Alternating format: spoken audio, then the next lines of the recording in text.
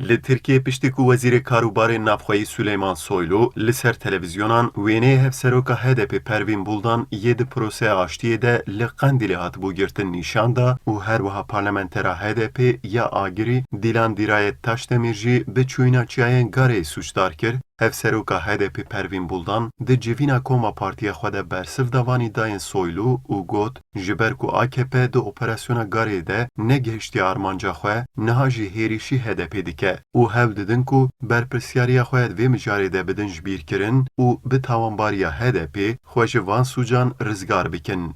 Gare'den siyasi bir zaferle Boku destilata xaya siyasi jive tengasiye rizgar bikin, operasyon birin ser ciyayên garê. Hêvî dikirin ku de bi mizginiyekê vegerin û vê jî ji xwe re bikin mal. An ku ev welatî kirin qurbana berjevendiyên xwe yên siyasî. Niha jî ji ber ku negihiştin armanca xwe ji çar aliyan ve êrişî HDP dikin. Ka çawa di rabirdûyê de 333 kes bi diyalogê hatibûn rizgar kirin, divê dîsa bi heman rêbazê tevgeriya ban. Buldan diyar kir di proseya aştiyê de bi destûr û çavdêriya dewletê ev çûne Qenddîlê û hîç parlamenterekê wan neçûye garê. Her wiha Buldan got di vê mawê de cihê ku parlamentera wan ya ku tê tohmetbar kirin diyar e lê ji aliyê desilatê ve berdewam bêbextî li wan û partiya wan tê kirin.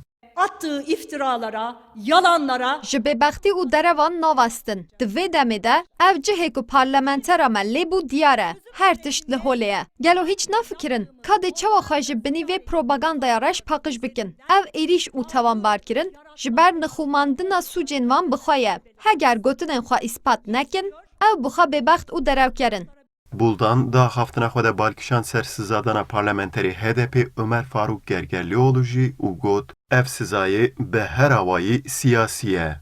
arkadaşımız Ömer Faruk Gergerlioğlu Bi neheqiyeke mazin, hevalê me Ömer Faruk Gergerlioğlu hat siza kirin. Dadgeha bilind bi awayekî lez û bez ev siza pesend kir. Ji ber ku ji qesrê Fermanstan amadekariyên wan yekcar derketin holê. Ev biryar bo ku tola garê ji aliyekê hildin hatiye wergirtin û ev alî jî mixabin HDP'ye. Hindî têk diçin zêdetir ditirsin. Gergerlioğlu vicdana Tirkiyeyê.